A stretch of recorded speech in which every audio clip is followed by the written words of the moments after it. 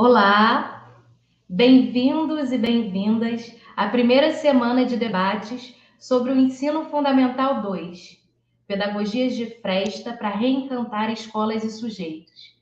Ela foi organizada pela Gerência de Anos Finais da Secretaria Municipal de Educação do Rio de Janeiro, em parceria com a GERER, Gerência de Relações Étnico-Raciais, com a GPPE, Gerência de Projetos Pedagógicos Extracurriculares, com a Escola de Formação Paulo Freire e a Multirio.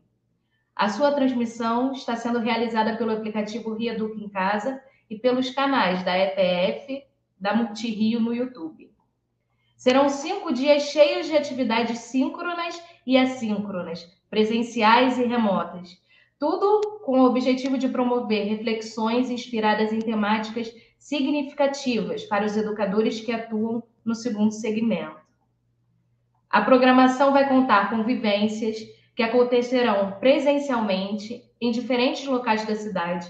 Teremos ainda, de forma virtual, mesas temáticas com especialistas e convidados da rede e rodas de conversa, um espaço de trocas de experiência, de ampliação de repertório e de diálogo com diferentes setores da secretaria, as gerências de educação e os profissionais da nossa rede. Toda a programação detalhada você encontra no link abaixo na descrição do vídeo, ok? Eu sou Caroline Barbosa e vou mediar a mesa temática de hoje, Pedagogias para Reencantar o Mundo.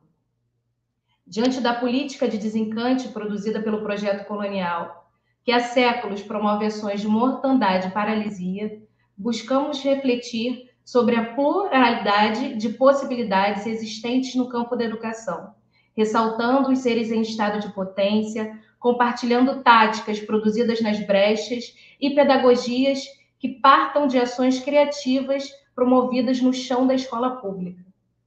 E para conversar sobre as experiências educacionais em busca de um reencantamento do mundo, convido para a mesa a professora Jaqueline Luzia. A professora Jaqueline é doutora e mestre em educação e graduada em ciências sociais com licenciatura em sociologia. Ela é professora adjunta da UERJ, na Faculdade de Educação, da área de educação de jovens e adultos, onde atua na graduação e coordena o projeto de extensão Desafios e Possibilidades Atuais na Alfabetização de Jovens e Adultos. É também professora voluntária no projeto Residência Pedagógica, de alfabetização da pedagogia da UERJ, membro do colegiado do Fórum Estadual de Educação de Jovens e Adultos. Seja bem-vinda, professora. Convido também para a nossa mesa o professor Dr. Luiz Rufino. Ele é professor da UERJ, FEBEF, Faculdade de Educação da Baixada Fluminense, vinculado ao Departamento de Ciência e Fundamento da Educação e do PPG-SC UERJ, Programa de Pós-Graduação em Educação, Cultura e Comunicação em Periferias Urbanas.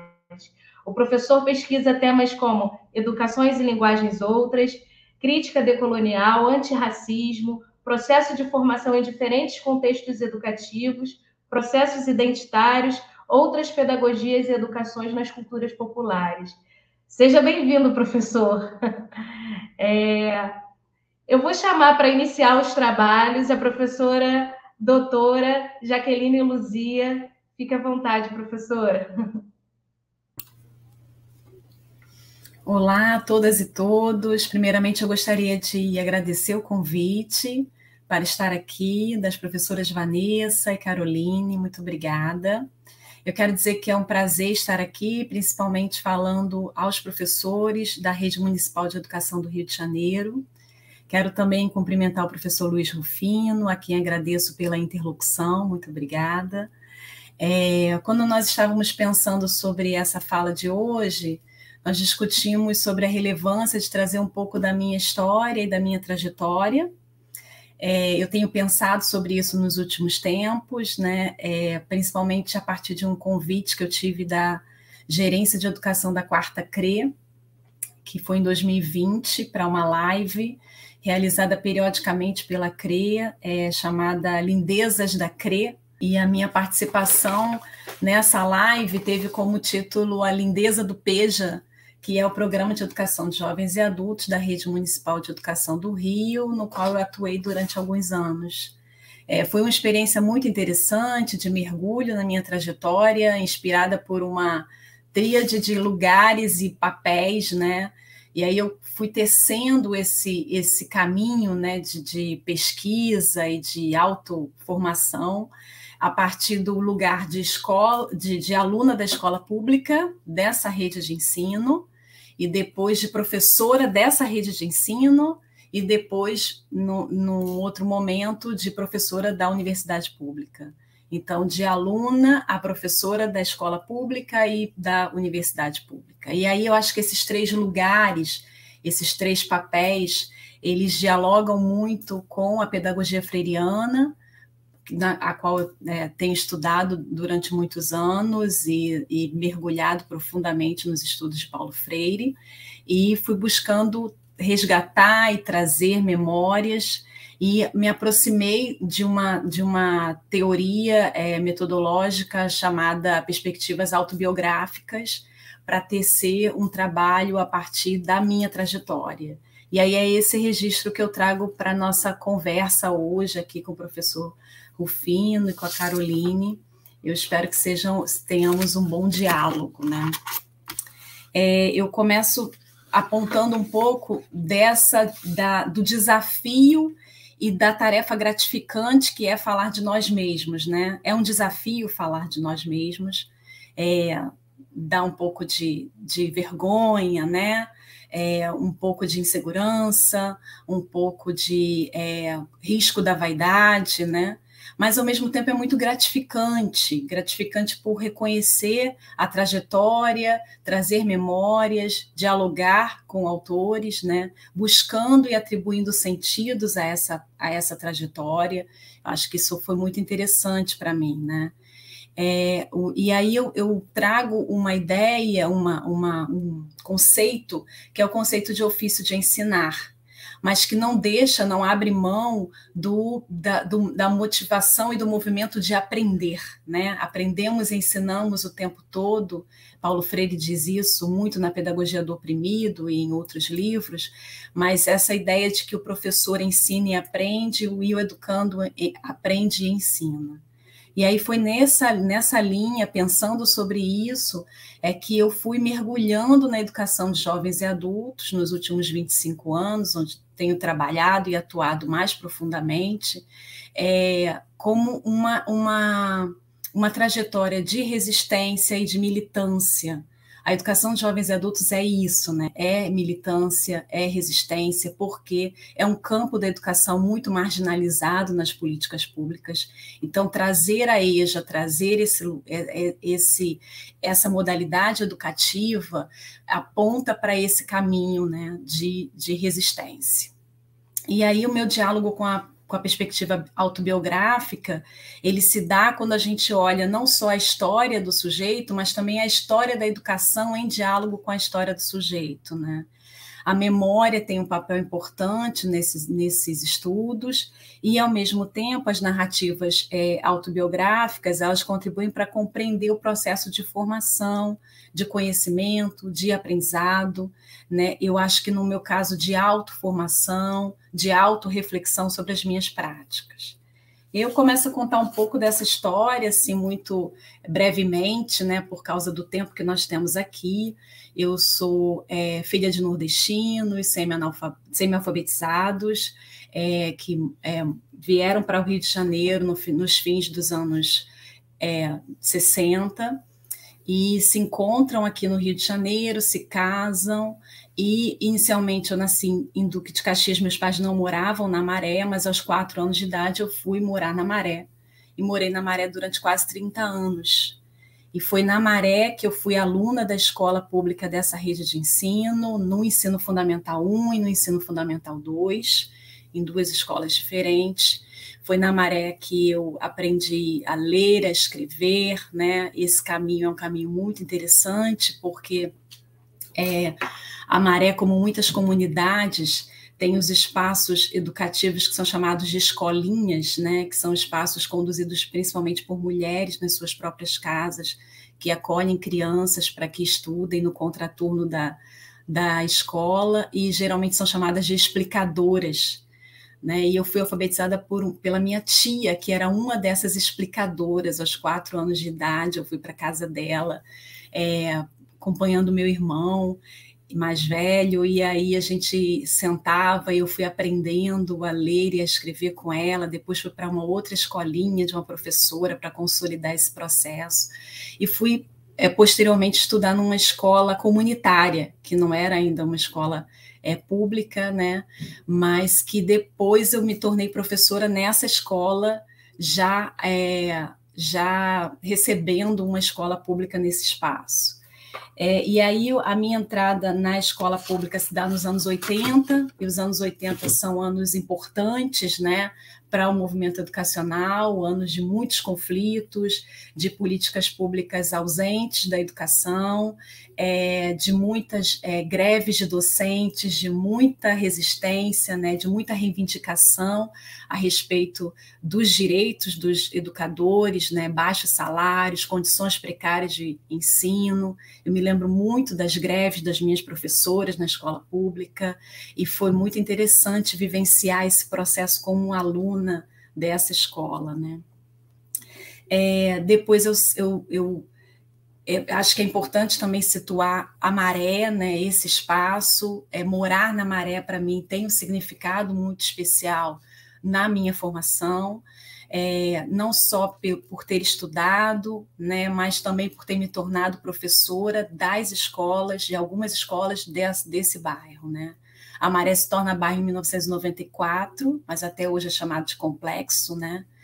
É composta por 16 comunidades conflagradas pela violência entre as facções criminosas e destas facções com a polícia. Então, é um espaço em que a violência é muito presente, e isso é um contexto que marca, né, as crianças, os jovens e os adultos e os idosos que estudam nesse espaço. Principalmente pela interrupção no seu processo escolar por conta dessa violência, mas também é um espaço em que moram mais de 140 mil pessoas trabalhadoras, estudantes, né, que são responsáveis por importante contribuição para a economia da capital desse estado. Então, hoje o bairro tem 23 escolas municipais e 4 escolas estaduais. A Maré foi sendo construída pelos próprios moradores, né, em um movimento de luta contra a extrema desigualdade social, que é uma característica da nossa sociedade brasileira. Então, educação, saúde, segurança, transporte público, lazer, são algumas das reivindicações dessa população, né, que diante do reconhecimento ou do não reconhecimento, né, da sua cultura como uma cultura legítima, e diante da ausência do Estado no oferecimento de políticas públicas sociais efetivas, né, acaba se organizando por meios próprios de sobrevivência, não só em termos de expansão habitacional, mas também no combate ao preconceito e à violência que marcam esse espaço. Hoje a Maré é formada por muitas organizações e muitos coletivos que lutam contra o preconceito, contra racismo, contra qualquer tipo de desigualdade, né, presente na sociedade. E aí eu vou para o ensino médio, também numa escola pública, mas fora da Maré. Eu fiz curso normal, aquilo que a gente chamava de curso normal, que é a formação de professores de nível médio, que é presente até hoje nas escolas do Estado. E aí eu fiz formação de professores porque eu já gostei, naquela época, com 15 anos, eu já queria ser professora, né? E me tornei professora nesse espaço. Nesse mesmo período em que eu estava lá em processo de formação, foi o período em que a EJA ela ganha espaço também na política pública desse município, né? Principalmente por conta dos CIEPs, dos Centros Integrados de Educação Pública, dos anos 80. Então, a EJA que nós temos hoje nesse município, ela nasce no PEG, que é um projeto de educação juvenil, que era voltado somente para jovens até 20 anos de idade, mas que vai ganhando um espaço, né, vai crescendo, vai abrigando adultos, idosos, e se torna depois uma política pública consolidada na rede, né, tem mais de 30, quase 40 anos que o PEJA existe, né, e se torna PEJA, Programa de Educação de Jovens e Adultos, deixa de ser um projeto e vira um programa. Então, ele foi idealizado por Darcy Ribeiro, inicialmente, né, que era vice-governador do Leonel Brizola, à época, na construção dos CIEPs, e ele foi implementado inicialmente em 20 CIEPs, e depois ele foi se expandindo. Hoje nós temos mais de 140 escolas com PEJA na rede municipal. Eu falo do PEJA como se eu ainda estivesse no PEJA, né, porque nós fazemos muitas ações vinculadas, né, ao UERJ no programa de educação de jovens e adultos. Então, assim, eu me sinto presente nesse programa, embora não seja mais professora dessa rede. E aí, esse processo, né, nos anos 90, ele acontece, né, o processo educacional vai se dando numa vertente de municipalização, né, na entrada dos governos neoliberais e muito por iniciativa dos governos de centro-esquerda, esquerda, né? Então, assim, isso é importante para a gente situar como é que o PEJ deixa de ser uma política do Estado e vira uma política do município, né? Ele se municipaliza em 1989. Então, como é que a gente, né? A EJA nasce no Estado e vai para o município. E aí, essa secretaria, ela vai pensando a educação de jovens e adultos, pensando a formação docente, pensando o currículo, pensando o material didático, né? E é bacana a gente conhecer essa história também. Bom, e aí o meu encontro com Paulo Freire se dá nesse caminho, né? Terminando lá o curso normal, a gente na época fazia curso normal 3 anos, depois fazia um curso de adicional em pré-escola, né? Alguém pode estar lembrando dessa história. E aí nesse 4º ano eu conheci Paulo Freire, né, lendo Paulo Freire, né, no adicional, e é interessante, né, porque a gente situa Paulo Freire muito na EJA, né, quando a gente fala Paulo Freire, parece que Paulo Freire é da EJA, e Paulo Freire não é só da EJA, né, Paulo Freire é o patrono da educação brasileira, ele tem um lugar na educação, e ele fala para todos os professores de diferentes níveis e modalidades, né, é muito atual, né, o seu pensamento, e eu conheci Paulo Freire no adicional em pré-escola, estudando a pré-escola, e eu me lembro muito do primeiro texto que eu li dele, que era um texto que falava sobre a pedagogia do diálogo, e falava sobre essa atitude, né, na sala de aula, essa relação entre professor e estudante, que não precisa ser uma relação antagônica e nem autoritária, né?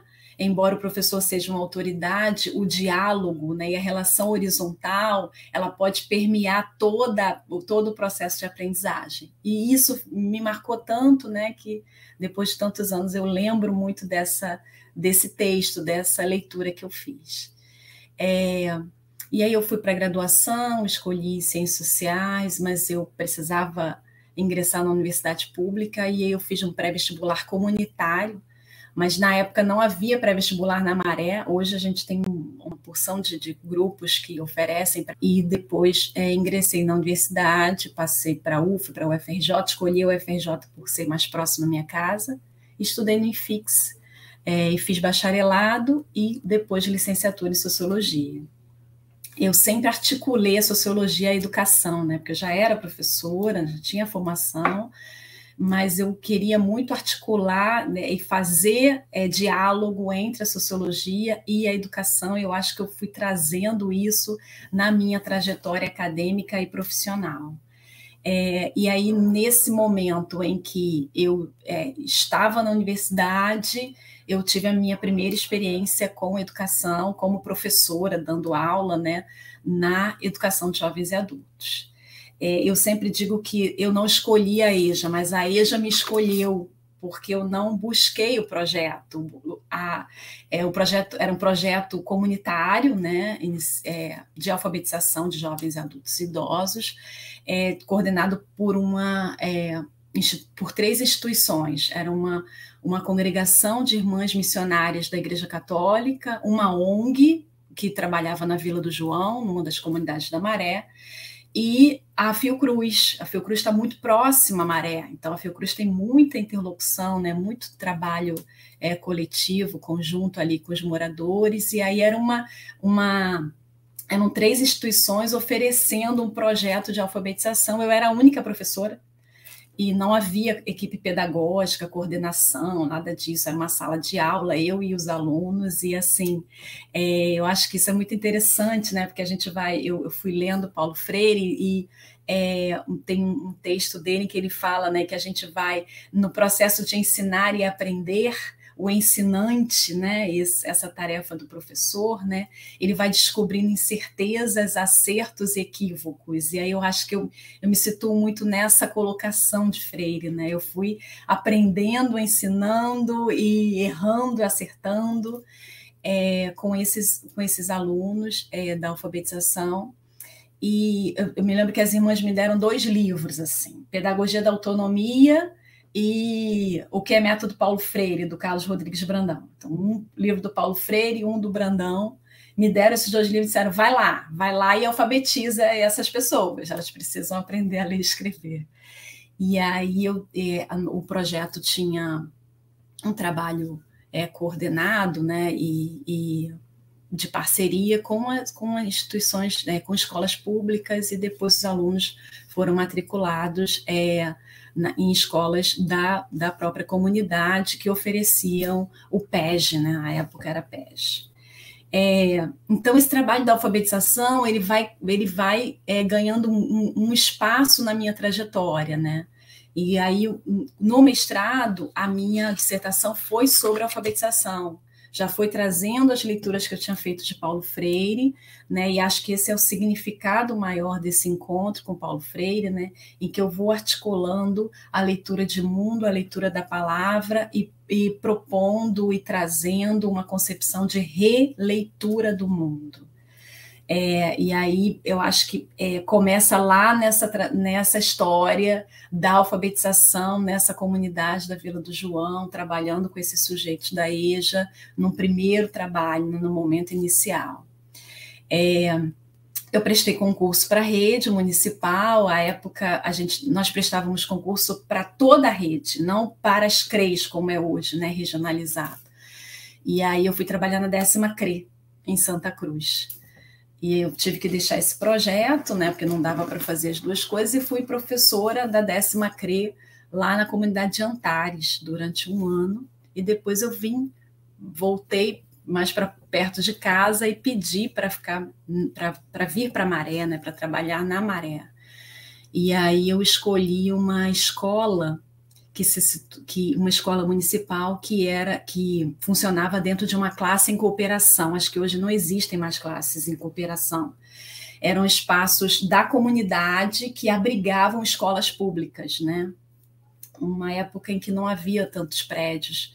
E aí a Associação de Moradores da Baixa do Sapateiro, que é uma outra comunidade da Maré, abrigava uma escola pública. E eu escolhi trabalhar nessa escola. E quando cheguei à escola, eu vi que a escola era no mesmo lugar que eu tinha estudado há muitos anos atrás, muitos anos antes, né? E reencontrei esse espaço como professora da escola pública na minha segunda escola. E foi muito interessante, que era um espaço insalubre, um espaço complicado de trabalho, né? Não era uma escola, né, de verdade, né? Não era um prédio de escola.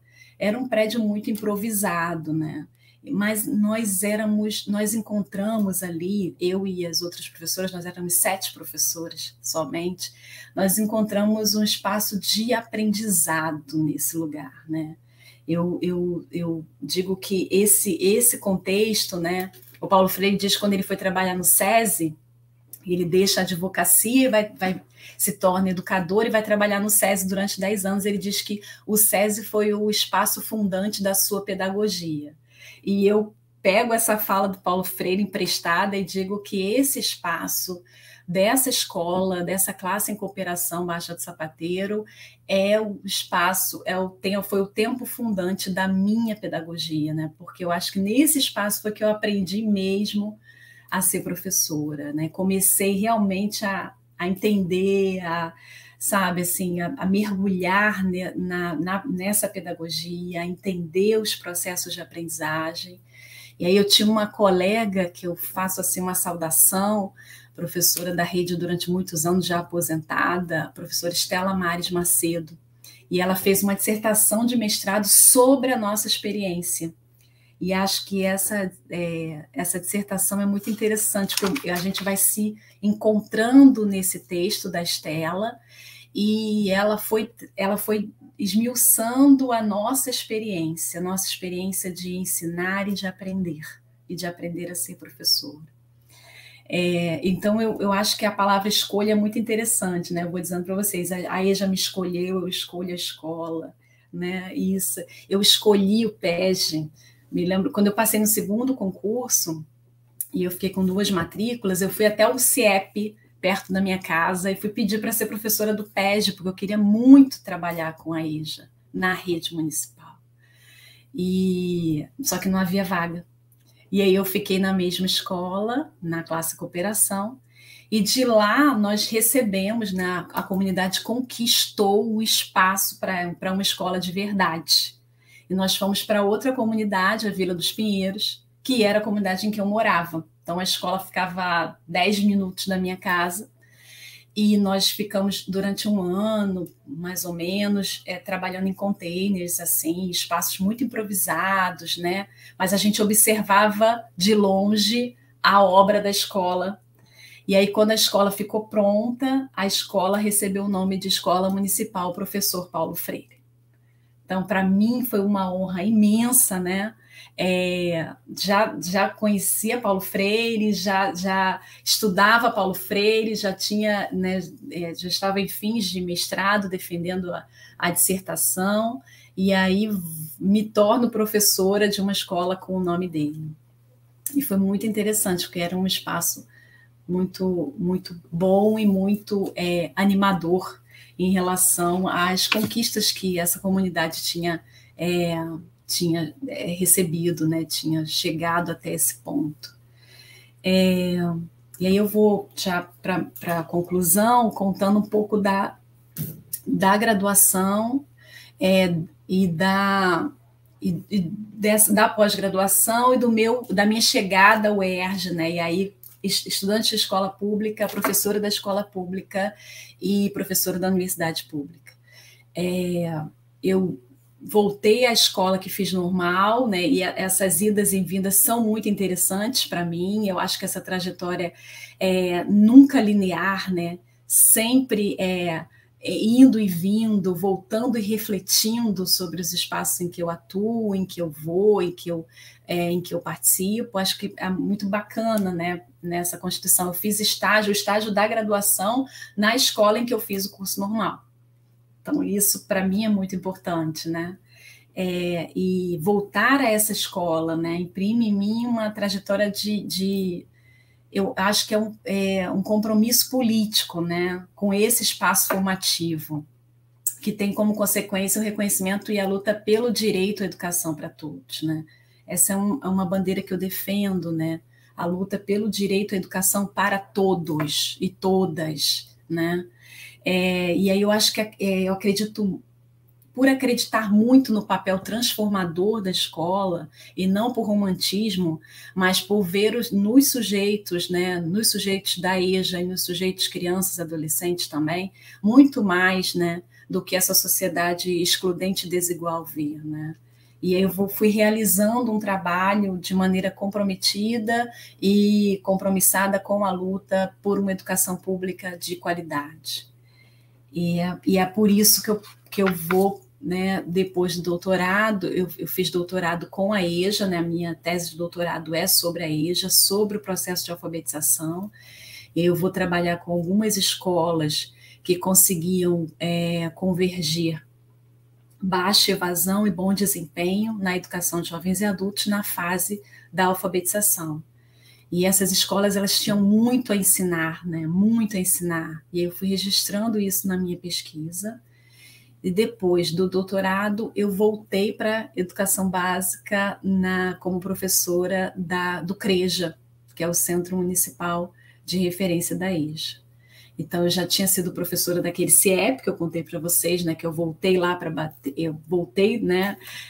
Fui lá bater na porta para ser professora e depois eu fui convidada a ser professora do PEG. E nesse caminho, né? Fazendo o doutorado, eu depois fui professora também, compondo a equipe gestora da EJA, que a gente chama hoje de GEJA, que é a Gerência de Educação de Jovens e Adultos da SME, e voltei à escola para continuar um trabalho de alfabetização também no CREJA.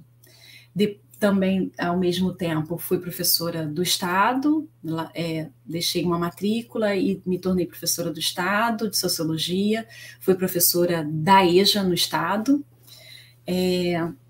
depois fui técnica em assuntos educacionais na UFRJ, eu fui galgando outros espaços também, mas no ano de 2011 eu prestei concurso para educação de jovens e adultos na Faculdade de Educação da UERJ, e me tornei professora da UERJ, esse ano completo 10 anos de UERJ, e aí, voltando ao que eu falei, né, eu não deixei a rede, porque eu faço muitos trabalhos com essa rede, né, o meu projeto de extensão universitária começou com professores da rede municipal, professores do OPEJA, a iniciação científica, a qual coordeno, faz pesquisa em escolas com PEJA. O programa Residência Pedagógica, que eu trabalho voluntariamente como coordenadora, junto com o professor Carlos Soares Barbosa, trabalha com escolas de PEJA, aliás, uma escola de PEJA, da segunda CRE,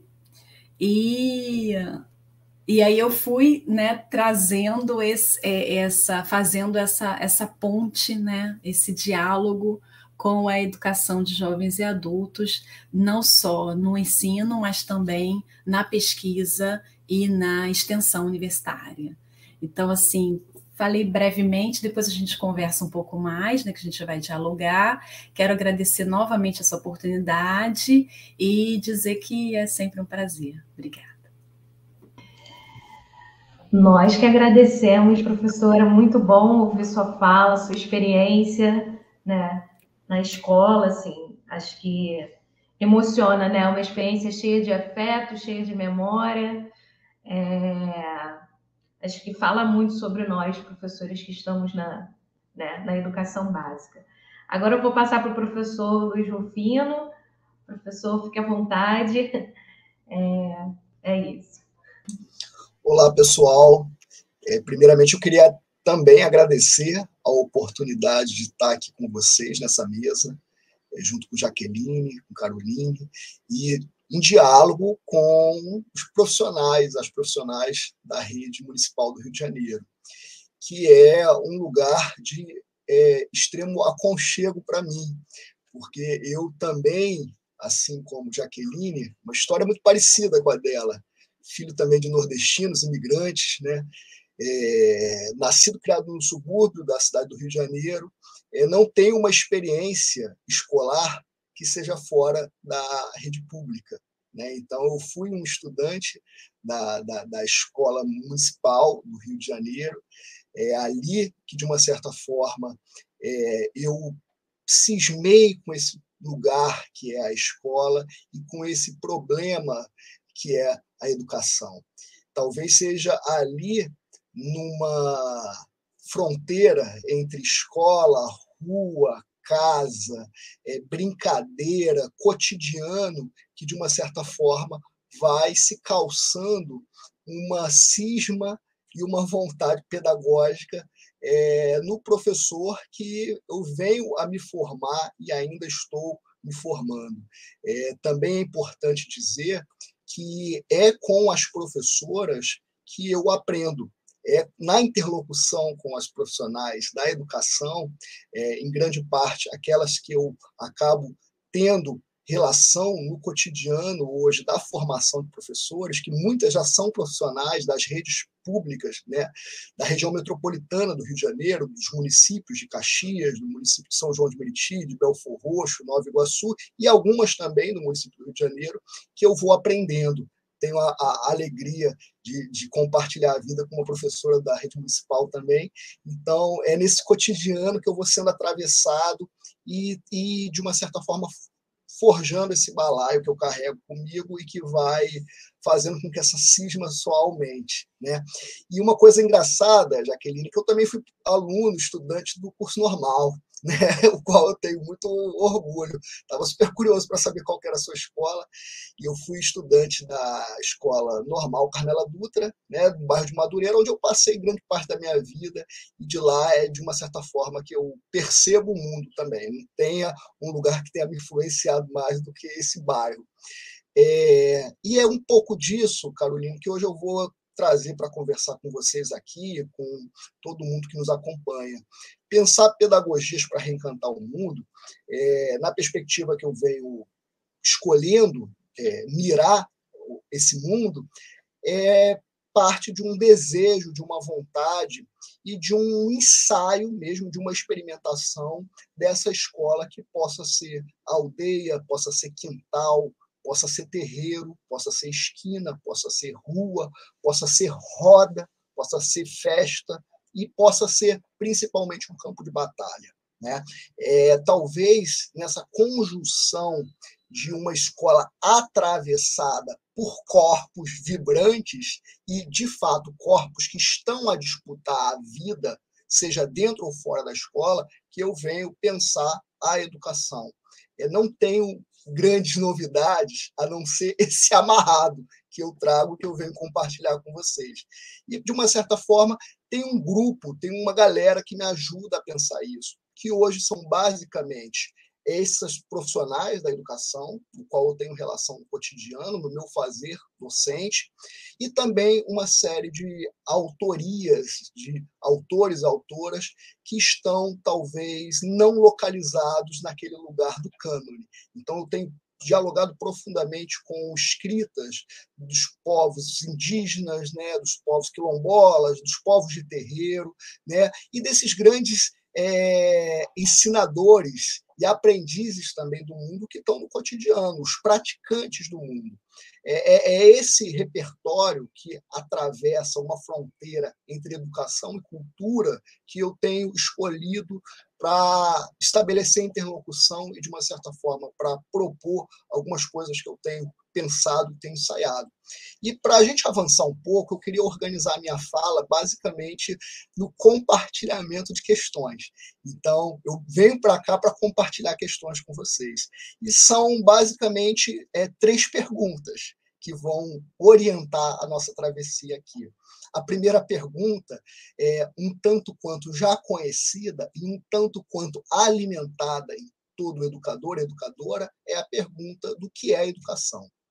Eu acho que, de um ponto de vista de um exercício filosófico, do ponto de vista de entendimento de que educação é filosofar sobre ela, a gente precisa questionar o que é educação, porque é indiscutível que, se a gente conversa com qualquer pessoa, hoje na rua, qualquer conhecido nosso, há um discurso pronto, há um entendimento muito calçado do que seja educação. Mas esse entendimento, às vezes, ele não alcança a complexidade, as contradições que estão postas e as emergências do fazer educativo no mundo que a gente está localizado, no contexto que a gente está inserido. Então, a pergunta, o que é educação, é uma pergunta fundamental para toda educadora, para todo educador, ou para todo ser vivente. É fundamental porque é uma espécie de alimento, né, de motricidade da cisma. E a educação, ela não pode ser um lugar de conformação. Ela tem que ser um lugar produtor de cisma, de estranhamento das coisas. E, com esse estranhamento, de uma certa forma, propor travessias, itinerâncias, né, andarilhagens. A educação, no meu entendimento, é isso. Então, a pergunta, o que é educação, é uma pergunta que opera para nós uma força, uma motricidade de tentativa de fazer, de fazeres. A educação, ela vai ser lançada para nós na condição de humanos como um exercício da nossa própria condição existencial. É sempre um fazer, é sempre um ensaio, é sempre um exercício. E, por isso, ela é sempre uma prática que é marcada por seu caráter inconcluso, inacabado. Então, eu queria chamar a atenção para um aspecto. Quando eu pergunto para vocês o que é educação, essa pergunta ela vem calçada de um outro questionamento, que é o que nós entendemos acerca da vida. O que é a vida? E para, de uma certa forma, articular essas duas perguntas, eu vou também lançar a mão de uma hipótese aqui, que educação é um radical da vida.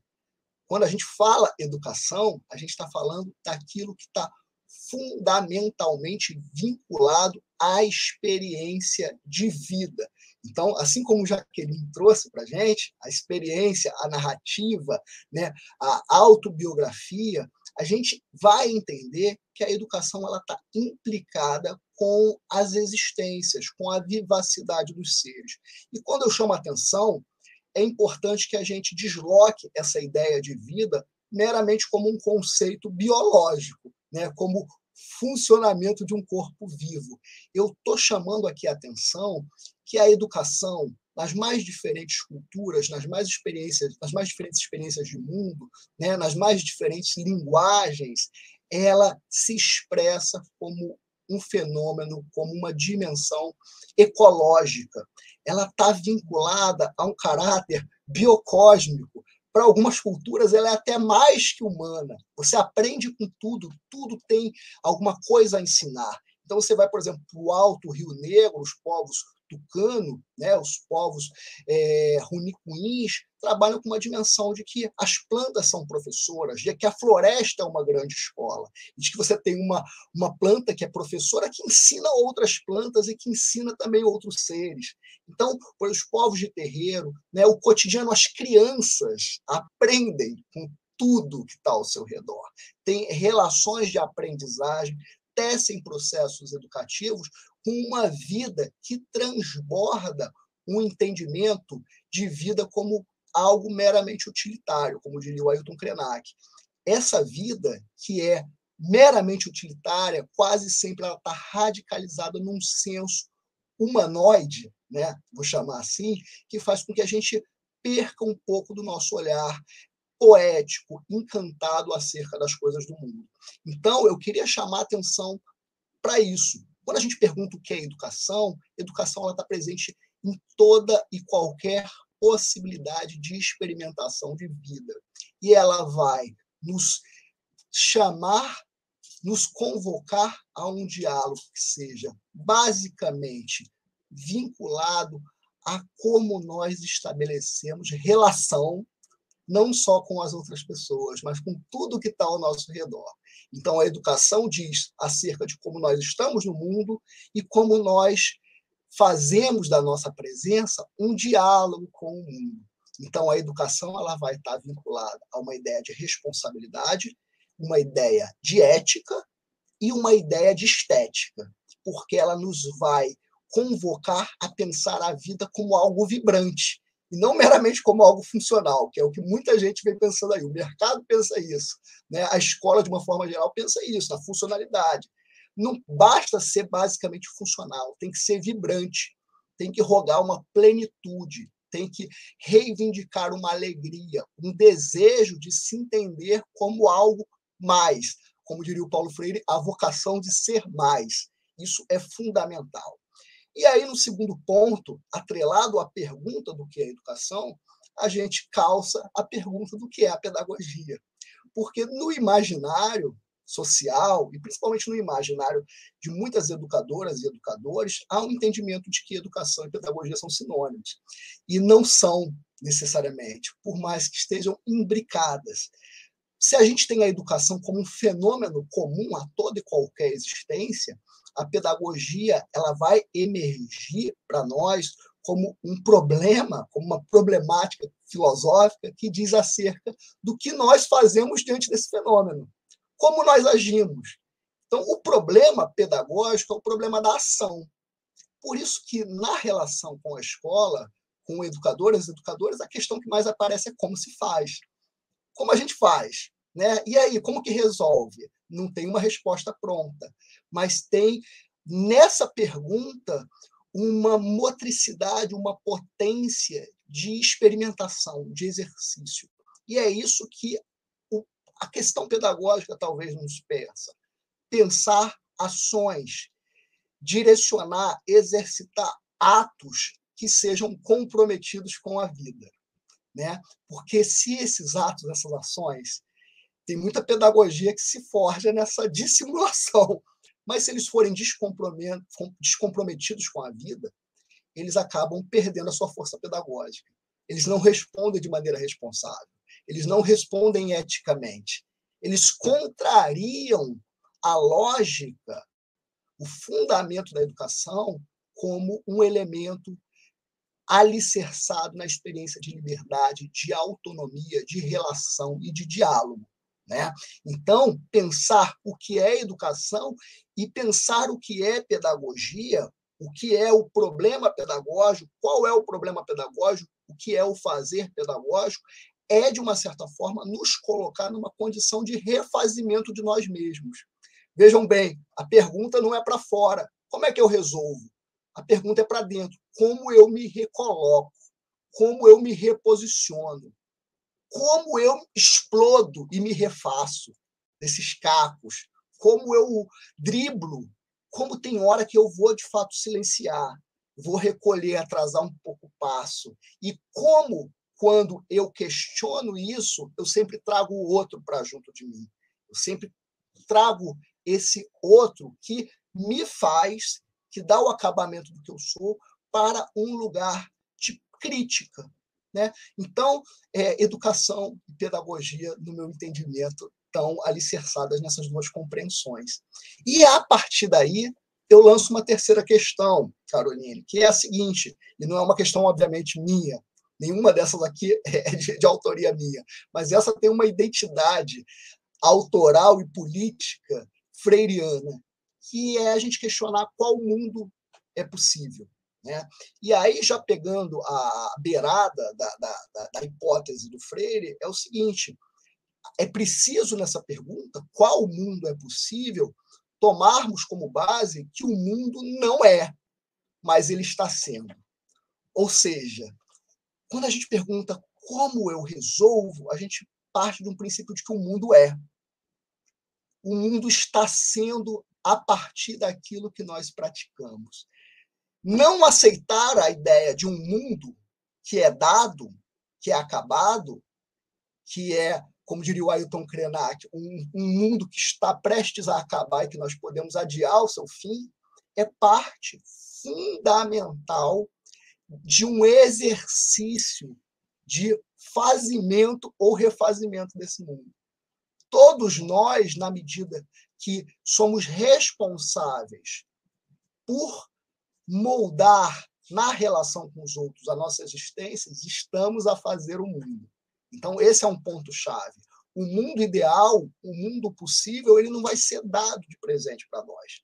Ele não vai ser realizado com uma promessa. A promessa é a grande jogada de marketing dos nossos últimos 5 séculos. Ele vai ser batalhado com corpos vibrantes, com compromisso político, com percepção coletiva, com dimensão inacabada de que a nossa existência é um diálogo comum, que pode ser comprometido com a vida como uma esfera da beleza, da plenitude, da potência, ou como uma vida mortificada, como uma vida desencantada, como uma vida meramente utilitária, onde a gente acha que o ser está vivo, mas ele ocupa uma condição de não vivo, porque ele está estrangulado pelo cansaço, estrangulado pela desesperança, por um mal-estar de uma sociedade que o subordina com violência extrema e violência sistemática. A violência não é um mero efeito, não é uma mera consequência. Ela é uma estrutura do mundo que a gente está lançado. E a gente não vai conseguir constituir outros horizontes sem que a gente perceba que é demandado para nós a partir da nossa capacidade de ser, fazer, ou seja, da nossa capacidade educadora, um combate muito focado na experiência de um mundo que não seja alicerçado nessa violência, na desigualdade, na destruição, né, e num senso da vida como algo meramente precário, né? Então, eu queria chamar a atenção para isso. O mundo, ele vai ser aí um tempo e espaço praticado, e que ele vai ganhar possibilidades de contorno no sentido de sua face inacabada, como diria o próprio Paulo Freire, de seu caráter inconcluso, quando a gente entende que a educação é uma batalha pelo mundo. A educação é uma batalha pela liberdade. Isso é uma coisa que eu sempre falo, principalmente com os estudantes de pedagogia. Quem vai esperar da educação um lugar de acomodação, de tranquilidade, está muito enganado. E esse sentimento de mal-estar, de caoticidade, de que tudo joga ao contrário, ele é muito condizente com o mundo que a gente está lançado. Se a gente tem um mundo que parece que dá muito certo, onde dá tudo muito errado no nosso cotidiano, a gente precisa começar a ensaiar que esse mundo ele dê errado também, que a gente invente outro, que a gente lance mão de outro. E aí a gente vai precisar entender que existe uma esfera de batalha. E essa esfera de batalha ela se instaura no cotidiano. Ela não se instaura no outro plano. Ela se instaura no cansaço, na correria, nesse sistema gradeado, né? Nessa dificuldade de comunicação, de falta de alegria nos nossos exercícios, né? De ter uma espécie de naturalização da precariedade posta na nossa vida. Então, é fundamental que a gente entenda que se a educação, por um lado, ela opera como um lugar de transformação, e essa transformação é a gerência de um trauma instaurado aqui secularmente, se a educação ela tem uma face de cura, como diria Bell Hooks, grande interlocutora do Freire, ela também é face de uma batalha. Não existe esse remédio que, por um outro lado, ele não seja veneno. Porque para a vida dar errado para muita gente, ela está dando certo para uma minoria. Então, é fundamental que a gente entenda essa face dupla da educação como um exercício de cura e de batalha.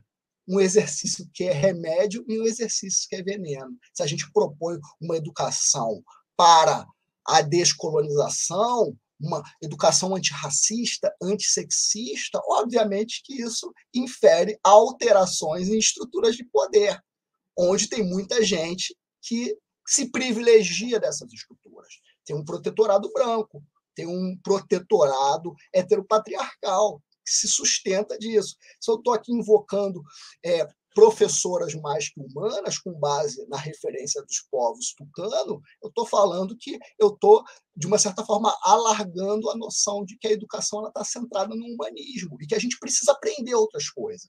Estou falando aqui de outras aprendizagens necessárias para a gente reeditar esse mundo, ou pelo menos, como diria o Ailton, de uma certa forma, atrasar esse fim do mundo, né? E aí eu queria chamar a atenção para um aspecto que é muito próprio dessa conversa com os profissionais, com as profissionais da educação, que é a dimensão do chão da escola. Eu queria propor aqui um diálogo que a gente pensasse o chão da escola não meramente como um espaço de rotina, como um tempo-espaço rotineiro das escolas, e não meramente como um tempo-espaço onde as práticas cotidianas do ser professor, ser estudante, se dão, mas que a gente pensasse esse chão da escola como um chão aldeia, como um chão terreiro, como um chão quintal, como um chão de um Brasil profundo que a gente pouco conhece.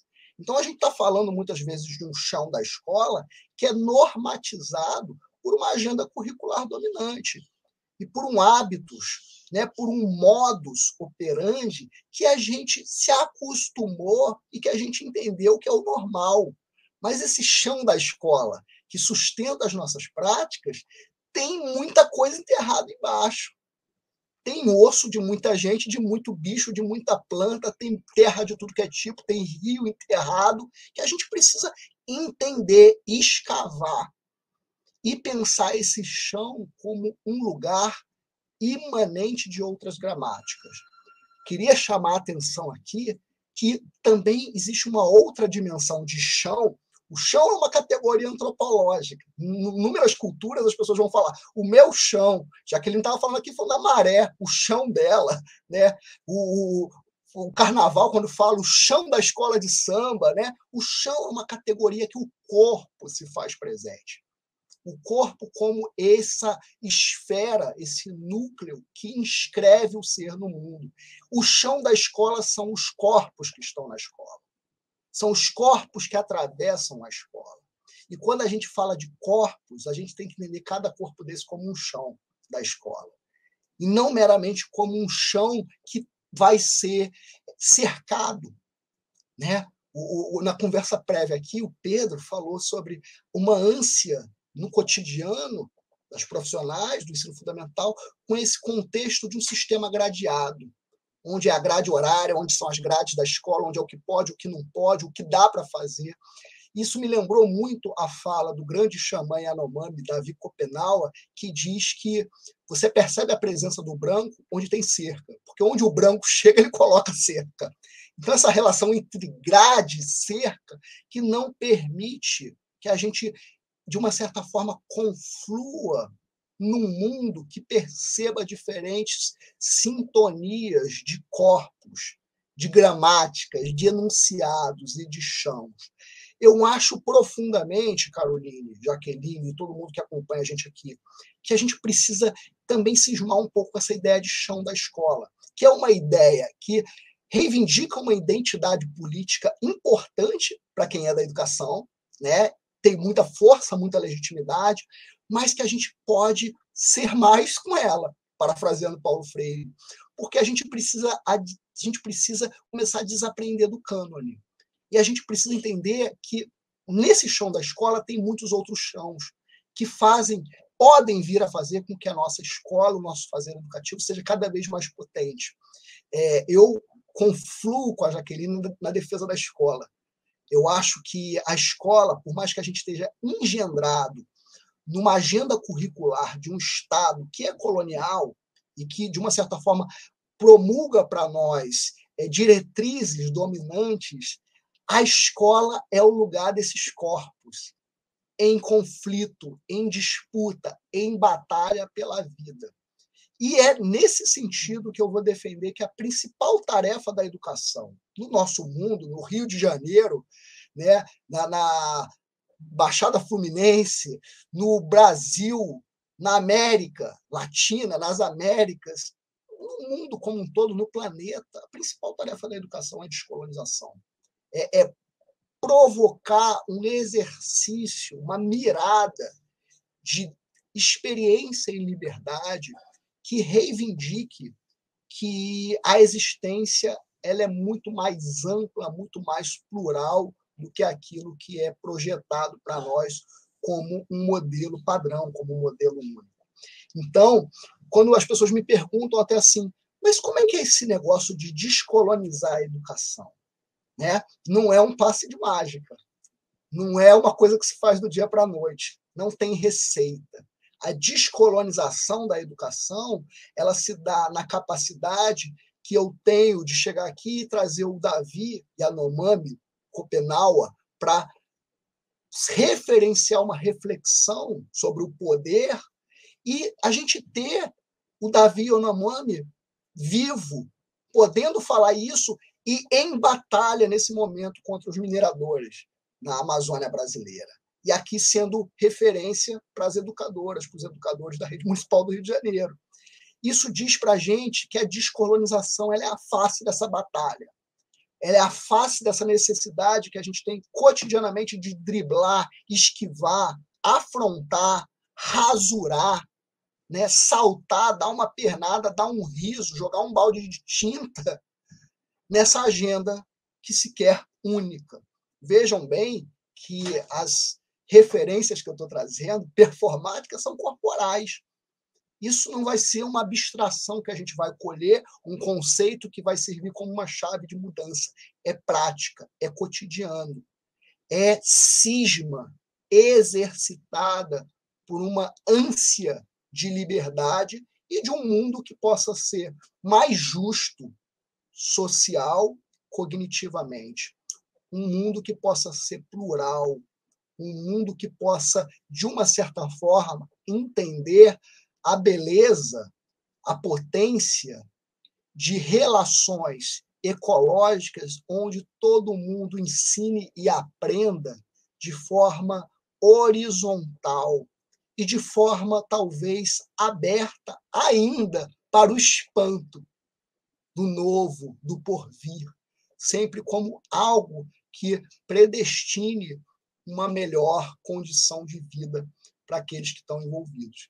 Então, a tarefa da pedagogia para um reencantamento do mundo é basicamente a gente reconhecer que educação e vida estão radicalizadas na mesma esfera e de que a gente não consegue exercitar uma educação no contexto que a gente está, que é um contexto que todo mundo conhece bem, sem que a gente entenda que viver, disputar a vida, perpassa por uma batalha cotidiana. Ou então a gente vai aceitar a vida como sendo esse utensílio mercadológico do desejo e da escassez, da pobreza. É isso, gente. Muito obrigado aí pela oportunidade da conversa. Nós que agradecemos, professor. Né, um respiro para a gente, né, que está cotidianamente na escola, vivenciando muitas coisas e às vezes, né, se encontra um pouco perdido, né, um pouco desencantado com as coisas. Então é sempre bom ouvir experiências que façam o nosso coração esquentar um pouco, né, diante de tantos desafios, tantas demandas que a escola nos traz, né. Eu tenho algumas perguntas para fazer para vocês, uma direcionada para cada um e uma geral. Aí eu vou fazer essas perguntas e sintam-se à vontade para responder como quiserem, na ordem que quiserem. Se quiserem também fazer perguntas entre vocês, vi que o Rufino está super curioso para saber onde Jaqueline estudou, né, o curso normal. Acho que é interessante, né, quando a gente encontra essas identificações, né. A primeira pergunta seria para a professora Jaqueline. Eu fiquei muito interessada, e acredito que, né, os professores da rede também, em saber como se dá essa articulação, né? Você já pontuou, mas acho que pode ser interessante trazer mais essa articulação da UERJ, que hoje é o lugar que você está, com o PEJA, da nossa rede. Acho que seria muito interessante você compartilhar com a gente, até para a gente saber mais, né? Isso era uma pergunta. A pergunta para o professor Luiz Rufino, que trouxe como primeiro ponto o que é a educação, seria o que é a não educação, ou quando a gente não educa, né? Porque eu sinto, né, e vejo muitos companheiros da rede, às vezes, se perguntando o que está fazendo, né? O que eu estou fazendo aqui? Por que eu estou aqui? Será que eu estou fazendo, né, o que eu me comprometi a fazer? Eu acho que, né, muita gente, né, em conversa já levantou isso, né? Eu acho que é uma questão que talvez você já tenha respondido um pouco, professor, mas acho que é importante pontuar isso. Quando não acontece, por que não acontece, né? E aí a professora Jaqueline, e isso é uma pergunta que vai para os dois, falou sobre ver a escola sendo construída, né? A Escola Municipal Paulo Freire, acompanhar essa construção da escola, que eu acho que deve ter sido muito importante no processo dela. E o professor Luiz Rufino falou sobre um outro mundo possível, né? Construir um outro mundo. Como é que a gente construiria, então, uma outra escola, né? Uma escola que traga as experiências que a gente considera positivas até aqui, mas que deixe de lado as experiências que a gente considera que não que não permitem com que a gente avance numa perspectiva que inclua as diversas narrativas, os diversos corpos que estão presentes e atravessam a escola, né? Seriam essas perguntas. Quem quiser pode falar. Obrigada, Caroline. Muito boas as suas perguntas, nos instigam, né? Respondendo a primeira pergunta lá do professor, eu estudei no Heitor Lira, no Colégio Estadual Heitor Lira, mas eu tive uma passagem como professora da escola que ele estudou, que foi o Carmela Dutra. Eu fui professora do Carmela no ano de 2009, professora de Sociologia. Eu estudei no Heitor Lira, que é na Penha, e foi lá que eu fiz também o estágio da graduação, nas aulas de Sociologia da Educação, muito boas também. E tenho muita saudade, né, desses espaços de formação docente, assim, foi muito bacana, né, ter vivido tanto como aluna, depois como estagiária e, por fim, como professora da rede estadual. Foi bem bacana. Eu penso... eu queria responder primeiro, eu já ia responder a última pergunta, que eu fiquei mais interessada, mas eu vou responder a primeira da Caroline, que ela pergunta sobre essa articulação da UERJ. Na verdade, quando eu fui membro da gerência da EJA, né, antes era departamento de EJA e depois GEJA, eu trabalhei com a formação continuada de professores da EJA, né, da Educação de Jovens e Adultos. E aí eu senti um gosto muito bom de trabalhar com a formação docente. Eu me identifiquei muito com esse trabalho e achei que seria fantástico trabalhar com a formação docente inicial também, não só com a formação docente continuada, né? Compreendendo a formação como processo permanente, mas trabalhando com essa formação tanto inicial quanto continuada. E aí eu vou para a UERJ trabalhar com a formação inicial, né? Eu trabalho com alunos e alunas, estudantes da pedagogia, a partir do 5º período, que são quando eles começam e elas começam a ver a educação de jovens e adultos no seu currículo, e são essas as minhas turmas da UERJ. Mas ficou em mim um desejo de continuar trabalhando com a rede na formação continuada. E aí foi a partir dessa ideia que eu, em 2016, construí um projeto de extensão, inicialmente trabalhando somente com professores da rede.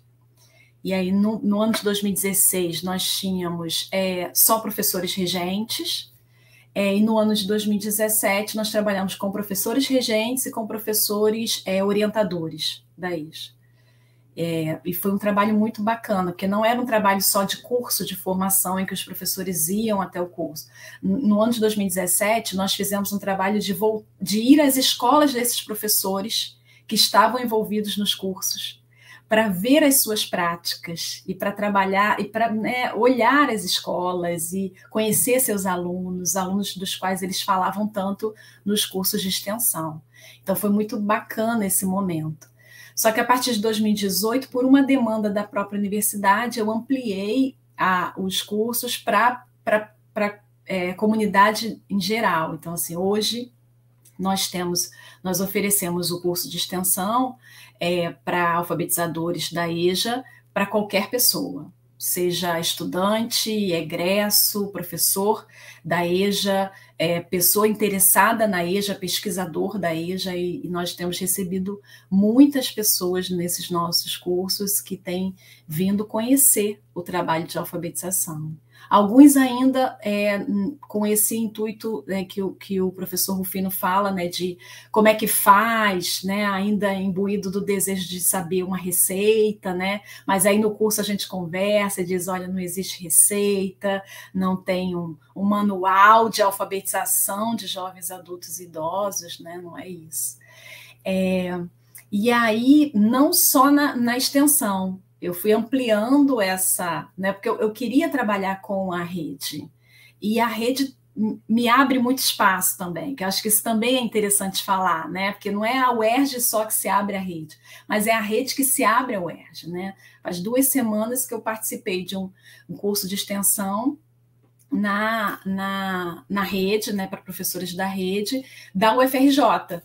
E aí a Alessandra Nicodemos, que é a coordenadora do curso, me chamou, falou, Jaqueline, vai lá dar uma aula sobre Paulo Freire para os professores da rede, e aí eu trabalhei com 2 turmas, faz 2 semanas isso. Então, assim, a rede também se abre para a UERJ, né?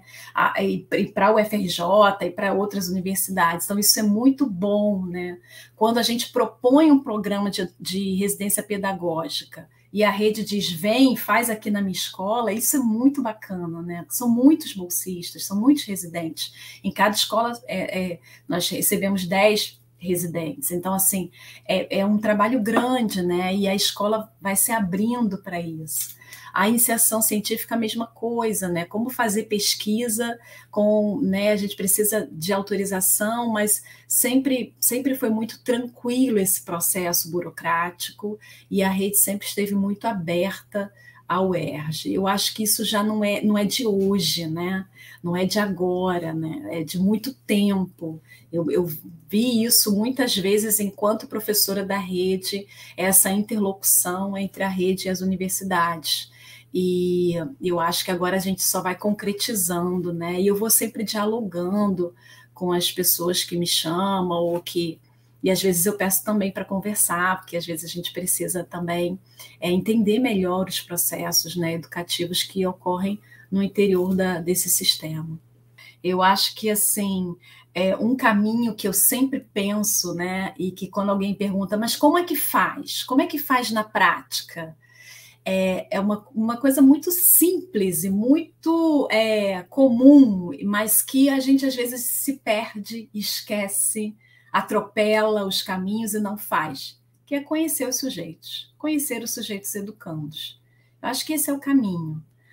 Por isso não existe uma receita, por isso não existe um manual, por isso que o livro didático não dá conta quando tem distribuição nacional, porque a gente precisa ouvir esses sujeitos, conhecê-los, dialogar com eles, né? E eu estou falando de diálogo, não de monólogo, porque às vezes a gente se propõe a um diálogo, mas só que o professor fala sozinho, né? E quando o aluno fala, ele diz, então tá bom, agora eu vou começar a minha aula, né? E aí desloca aquela fala. Então, eu estou falando de diálogo e de respeito à fala do outro, de valorização do que o outro me diz. Então, quando eu conheço essa outra pessoa que está diante de mim, esse educando, que ensina, que aprende, mas que também ensina, e eu me coloco na posição de ensinante que também aprende, né? Nessa posição, numa relação horizontalizada, eu consigo ouvir e valorizar o que ele me diz, da mesma forma que eu quero que ele valorize o que eu digo. Essa relação, ela só se dá quando você conhece e você respeita as especificidades dos educandos, as suas características, o que ele traz para a sala de aula, a sua bagagem de experiências.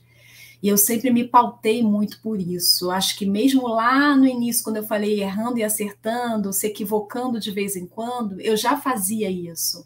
Mas eu fui aperfeiçoando essa prática, né? E hoje eu faço isso na UERJ, com os meus estudantes da pedagogia, a mesma coisa. Não quer dizer que a gente faça isso só na EJA, ou só na educação básica, não é não. Em qualquer nível, qualquer espaço educativo, não só na escola, isso que o Rufino traz para nós. Em qualquer espaço educativo, ouvir o seu educando, ouvir o outro, respeitar a sua fala, valorizar o que ele tem para nos dizer, porque o que ele tem para nos dizer nos ensina e muito dialoga com os conteúdos curriculares. A gente só precisa fazer essas pontes, né? Porque às vezes a gente desvaloriza exatamente por isso, porque a gente acha que não dialoga com o currículo.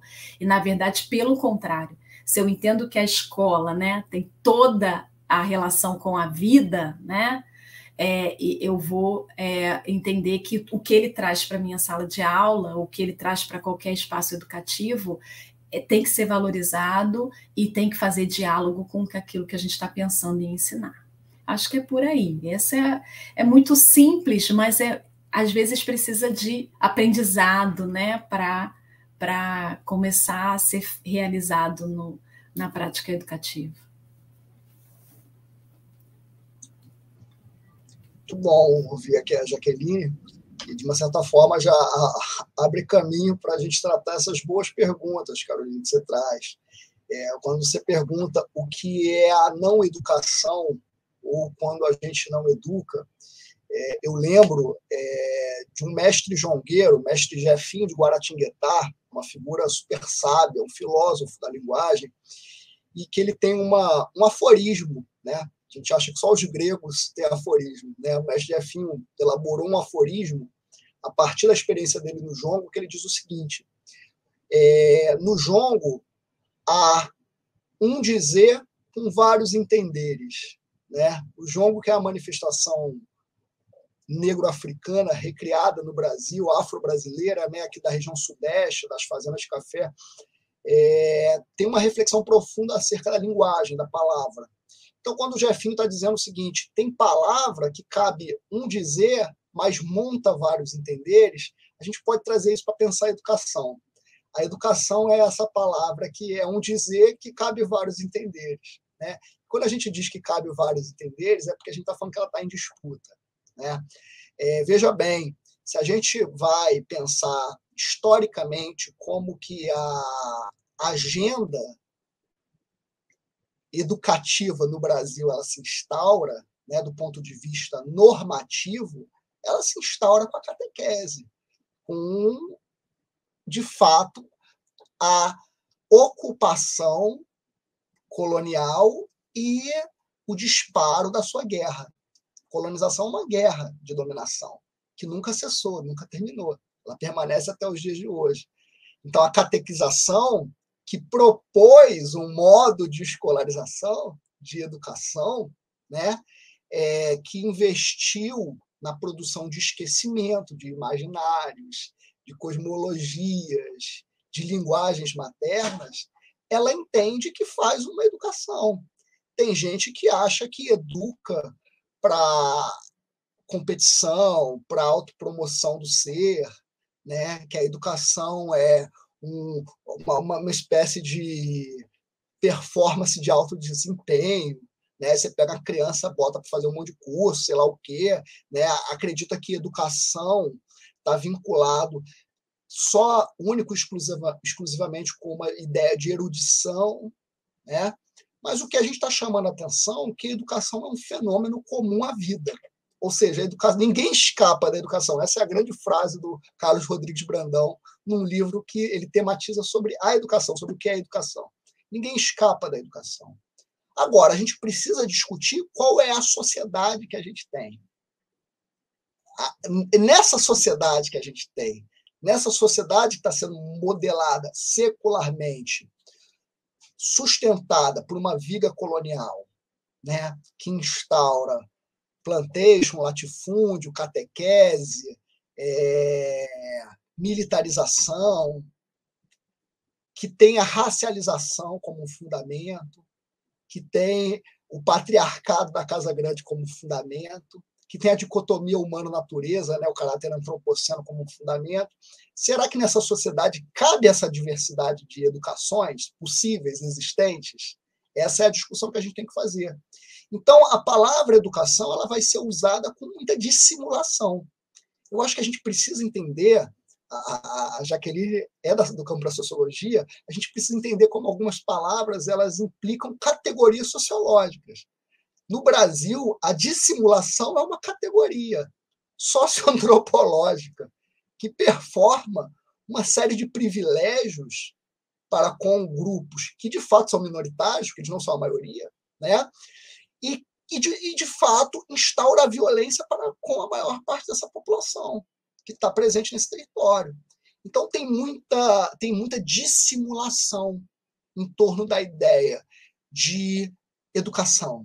Tem muita educação que se plasma como ideia de salvação, mas ela escraviza. Ela, de uma certa forma, não está implicada a liberdade. E aí, de forma muito sucinta, né, como é que a gente responde? O que é a não educação? ou quando a gente não educa? Eu acho que a gente não educa quando a gente não faz valer o diálogo. Eu vou na linha da Jaqueline. O diálogo é a chave mestra da educação. Agora, o diálogo não é o fala que eu te escuto, que nem tem muitas instituições aí que vendem, sejam escolares ou não escolares, mas que promulgam uma educação colonial, né? Tem até programa de televisão, fala que eu te escuto, aí tá lá o cara lá. A questão não é essa. O diálogo ele implica responsabilidade existencial que só pode ser experimentada na relação. O diálogo ele implica conflito, ele implica caos, ele implica ambivalência, ele implica ubiquidade, entroncamento, atravessamento. Você vive uma experiência educativa, você não tem como sair da mesma maneira que você entrou. Você é alterado, implica alteração, alteridade. Você é atravessado pela existência do outro, seja para o que for bom ou o que for ruim. Implica agonia, angústia. A gente precisa discutir e trabalhar com esses elementos. Você não vai chegar numa aula, sala de aula, o domínio da turma, a aula tranquila, óbvio que não vai funcionar. Ali é um jogo de performance. Todo mundo sabe como performa aquilo, né? Todo e qualquer estudante sabe o que precisa fazer para ser aprovado no final do ano. E o que ele precisa fazer não é nada que vai mudar, transformar a vida dele. Essa dimensão transformadora ela está implicada a um esgarçamento e uma disponibilidade existencial que é só via o diálogo. E eu te digo mais, Caroline, o diálogo como um fundamento da linguagem que ele não é só aquilo que a gente entende como algo verbal.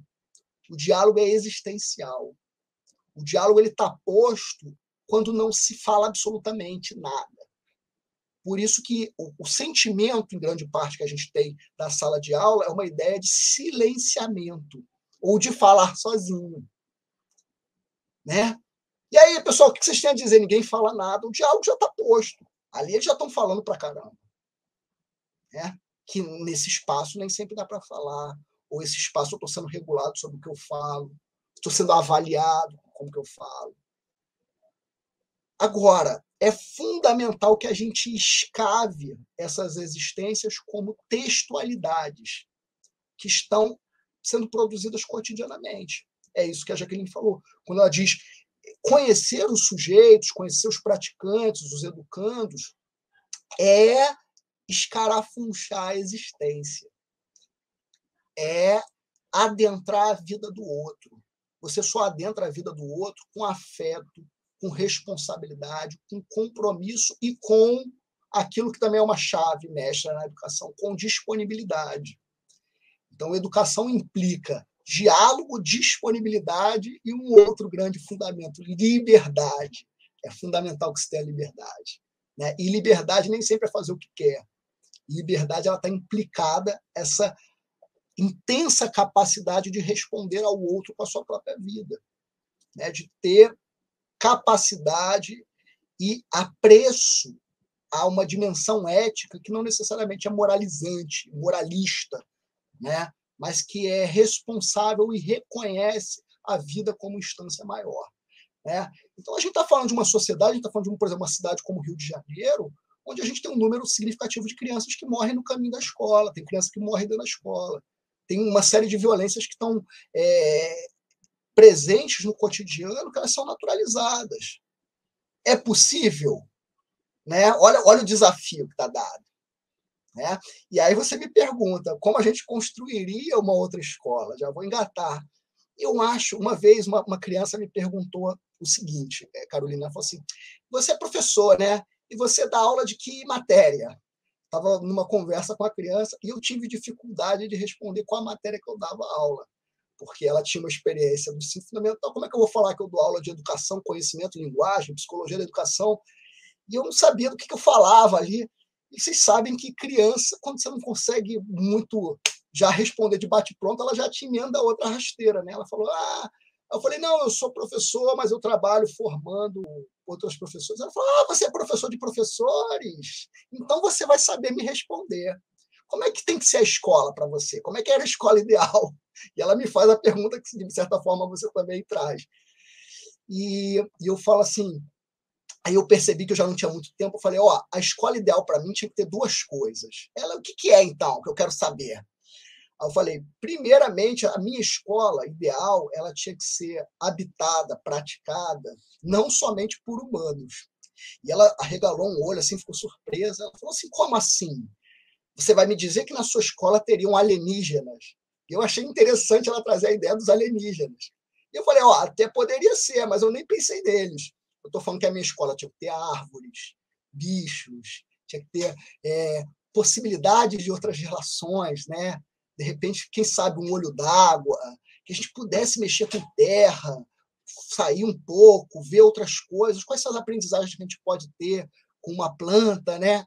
Aí ela não se animou muito, né? Ela falou, tá bom. E qual que é a segunda questão que a sua escola tinha que ter? Qual que era a outra coisa que não podia faltar? Eu falei, a minha escola, ninguém seria avaliado pela capacidade de responder, né? Pela capacidade de dizer o que é certo ou o que é errado, mas sim pela capacidade de fazer perguntas.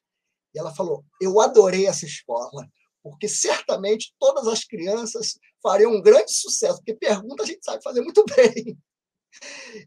E essa dimensão de uma escola que é mais que humana, e uma escola que é mobilizada em fazer perguntas, que é isso que as crianças ganhariam um outro protagonismo, talvez até na dimensão de quem ensina, quem aprende.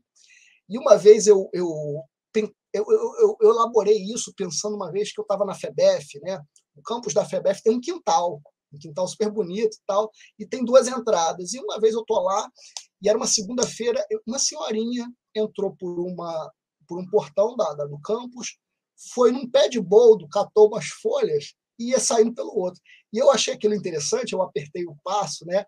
E arrumei um jeito de fazer uma conversa com ela. E era segunda-feira, eu mandei na maior cara de pau, falei assim, essas folhas são boas para curar a ressaca, né?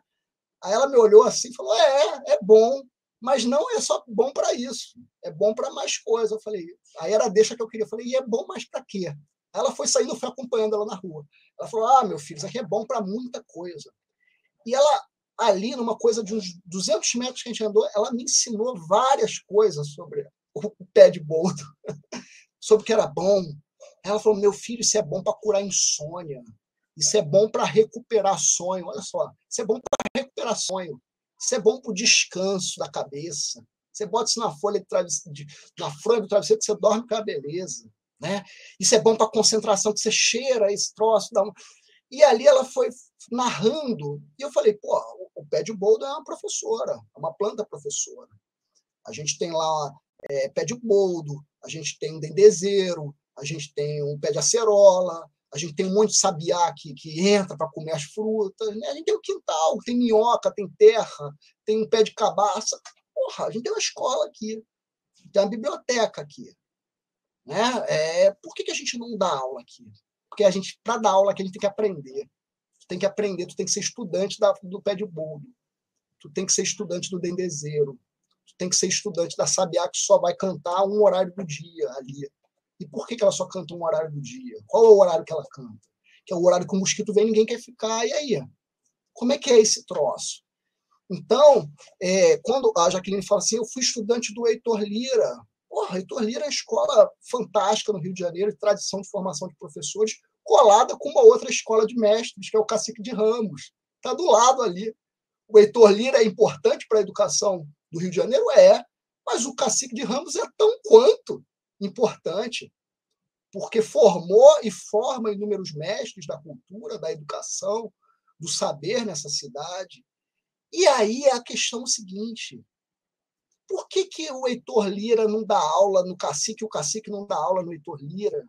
Por que não tem o cruzo desse troço? Eu estudei no Carmela Dutra, em Madureira, Jaqueline deu aula lá, você vai ter estudante, você está de cara para a Serrinha, colado com o Cajueiro, com o Morro da Congonha, com o Mercadão de Madureira, com a quadra do Império, com aquele furdunço que é Madureira, e aí você tem um aluno na sua sala de aula que é neto de uma mãe de santo, que é filho de um compositor do Império, que é não sei o quê, e está ali. E você vai falar sobre cultura. Olha só, você vai dar uma aula sobre cultura, você vai dar uma aula sobre... Aí você está ali nesse furdunço de trânsito, como é que você faz isso? Então, tem uma dimensão, Carolina, que eu penso que a escola ela precisa ser tomada por esse chão que é corporal, é corpo. Esse chão da escola é corpo. O chão que sustenta o Heitor Lira é o mesmo chão que sustenta o Cacique de Ramos. E o Cacique de Ramos tem uma tamarizeira que é ritualizada. Então, qual que é a dimensão de ritualização do cotidiano para fazer com que esses corpos tenham uma outra experiência acerca da vida? Essa é a questão que eu penso.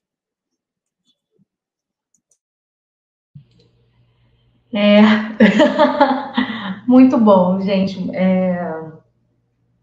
É isso, assim, né? A gente fica, tô aqui pensando no chá de boldo, no sonho, poder sonhar mais, né? Tomar mais chá de boldo. Acho que é importante, né?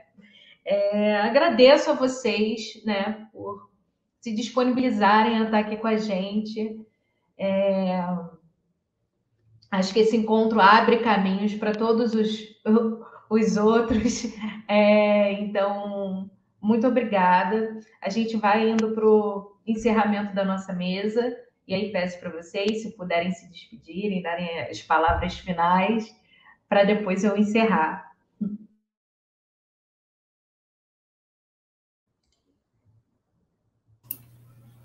Bom, eu quero agradecer esse momento, essa oportunidade, dizer que espaço leve, né? Eu cheguei aqui um pouco tensa no início, acho que as pessoas perceberam, mas eu saio daqui de uma forma muito tranquila, porque acho que foi uma conversa muito leve, muito bacana. Um prazer conhecer o professor Rufino, que eu não conhecia, um prazer conhecer Caroline, também, que não conhecia. E desejo que nós construamos essas escolas possíveis, né? Porque elas são possíveis, a gente precisa acreditar, precisa transformar e precisa injetar, né, e construir consciência de que é possível. É isso. Muito obrigada, e eu queria dizer que a UERJ está aberta, né, daquilo que eu falei da interlocução da UERJ com essa rede. A UERJ está aberta e é só vir, é só entrar em contato, é só dialogar com a gente. Obrigada.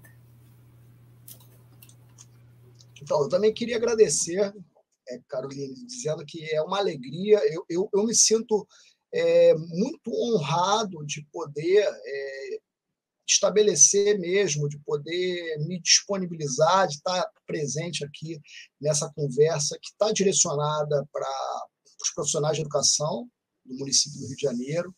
É uma honra, de verdade. Assim, eu confesso para vocês que às vezes a gente vai estudar, ler um cara que vem da Europa, que não sei o quê, mas onde a gente aprende mesmo é nessa relação de autoconhecimento e de atravessamento de pertencimentos no cotidiano. Então, eu aprendo muito com as minhas estudantes, que são majoritariamente mulheres negras, mães professoras na Baixada Fluminense. Recentemente, agora nesse retorno para o presencial, que foi muito emocionante, a gente dando aula e trabalhando um texto do Ailton Krenak e tal, falando sobre essas coisas da colonização, sobre o Brasil profundo, sobre aquilo que a gente conhece, sobre aquilo que a gente não conhece, aquilo que a gente precisa conhecer, aprender. E aí uma estudante virou para mim e falou assim: professor, para mim, tudo que aconteceu, tudo que você está falando aí de Brasil, se deu e se dá aqui em Caxias, aqui em Duque de Caxias. E se dá lá no bairro do São Bento. O bairro de São Bento é famoso, né, lá em Caxias, porque tem um sambaqui, né? Então, tem um histórico de presença indígena, também tem uma questão da presença das populações negras, quilombolas, enfim, e aquilo me emocionou profundamente, né? Agora, quando a Jaqueline fala sobre conhecer os sujeitos, aquilo me emocionou profundamente, porque quando ela traz aquilo, eu tenho o sentimento de encaixe, de que eu estou aprendendo alguma coisa, e de que, por eu estar aprendendo alguma coisa naquele encontro, é muito possivelmente também que elas estejam aprendendo ou reposicionando coisas. E aí talvez esse seja o grande achado dessa travessia, né? É isso, talvez a gente precisa incorporar um pouco da mística, né, do Guimarães Rosa, que o importante é a travessia, não é chegar em lugar nenhum, é na travessia que o negócio acontece. Essa travessia, ela está mediada por esse cansaço, por essa dificuldade, por esse estrangulamento, né? Por esse infarto neural que a gente é submetido todo dia, em meio a muita precariedade, mas que, do outro lado, a gente está disputando de maneira miúda e tática a vida. Essa vida que ela floresce quando ela fala, isso que você está falando aí é aqui em Caxias. Para mim, o Brasil começou aqui. Falar que o Brasil começou em Caxias, ela sendo professora, moradora dali, é de uma força muito grande. Então, eu queria fechar minha fala aqui com esse horizonte de que a educação ela é vida, e vida só se manifesta num corpo. Um corpo livre, que baila, que performa, que brinca, que joga, que hora vai ter que ir para a guerra, dar as pernadas, correr, né? E a gente precisa usar esses corpos como uma grande instituição da educação. Não é a UERJ, não é a escola, não é não sei o quê, é o corpo.